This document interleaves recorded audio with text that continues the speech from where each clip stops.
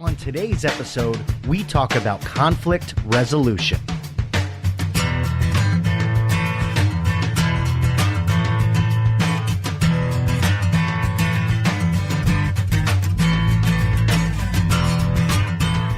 Hey everyone, welcome to CultureCast. I am your host, Jay Lippman. Thank you so much for tuning into this episode. It really means the world to me. I'm sure you're sick of hearing me say that. But I'm not going to stop saying it, so deal with it. Moving on.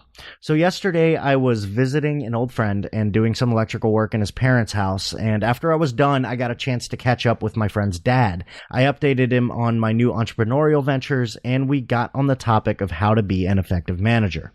One of the things that we discussed was how to resolve the inevitable conflicts that take place in the workplace. We talked about conflicts between management and staff, conflicts between coworkers, and conflicts between staff and customers. Honestly, I can't figure out why I haven't either talked about this on the show or written about this in my blog before. But don't worry, that's all being corrected today. I'm even putting a chapter about this in my book.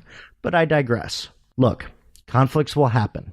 They happen all the time. They happen between coworkers, between the staff and their customers, and between the management and its staff. There's no way to prevent this. There are, however, ways to resolve these conflicts in a peaceful manner and prevent them from escalating out of control. Today, I'd like to share some conflict resolution tips that have proven invaluable to me in my career and even in my personal life. Ready? Here we go. First of all, never try to resolve conflicts over email. This is a huge mistake that I see way too many people make. A complaint that comes in over email should always be responded to with a phone call or a face-to-face conversation. If you are going to respond with an email, it should only be to assure them that you received their email, express the desire to speak with them, and determine the best time and place to do so. So why is resolving conflicts over email such a bad idea? Well, because nothing gets resolved. It's just like texting.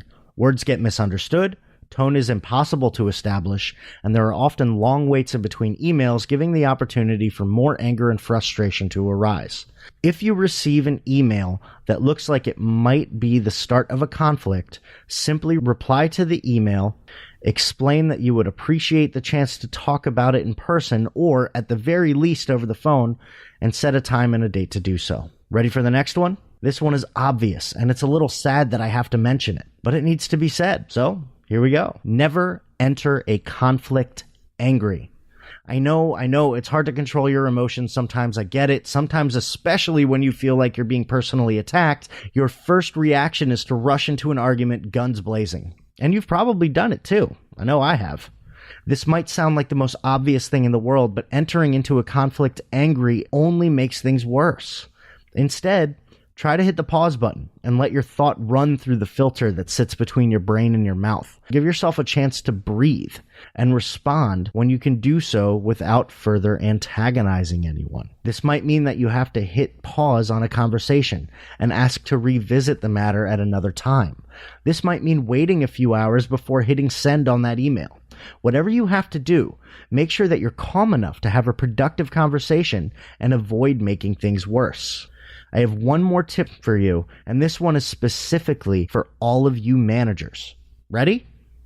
Managers, give your staff the freedom to use common sense. You guys remember a few months ago when a certain airline was dragged through the social media mud for dragging a man off a plane? Remember when the CEO of said airline initially commended his staff for basically blindly following orders? True, this is an extreme case, but the principle holds true when it comes to conflict resolution. Sometimes your staff will have to work outside of the normal policies and procedures in order to resolve a conflict. Sometimes the best thing to do to resolve an issue isn't part of what your staff was trained to do. Please let them do this. Let them know that you trust their best judgment. Let them know that you're there to help them come up with a solution. Let them use common sense. Being able to peacefully resolve conflicts in the office can mean huge benefits for your business. It's a small but important part of building a business that people want to work for. And as we all know, if you build a business that people want to work for, your people will bring you customers that last a lifetime. These are just 3 ways that I have found help to resolve conflicts in the office. If you want to learn more, keep an eye out for my book. I'm planning to have it out before the end of the year. If you want to get updates on the book, as well as an exclusive discount when it comes out, head over to jlittman.com and fill out the form on my homepage to sign up for my weekly newsletter. In other news, I'm still looking for questions to answer and guests to interview. To ask a question, head over to social media and use the hashtag CultureCast. If you're interested in being a guest on the show or you have a suggestion for someone I could interview, please email me at j@jlittman.com. Pretty soon I'm going to be adding a page to my website with a form that you can fill out in order to apply to be a guest or nominate somebody as a guest.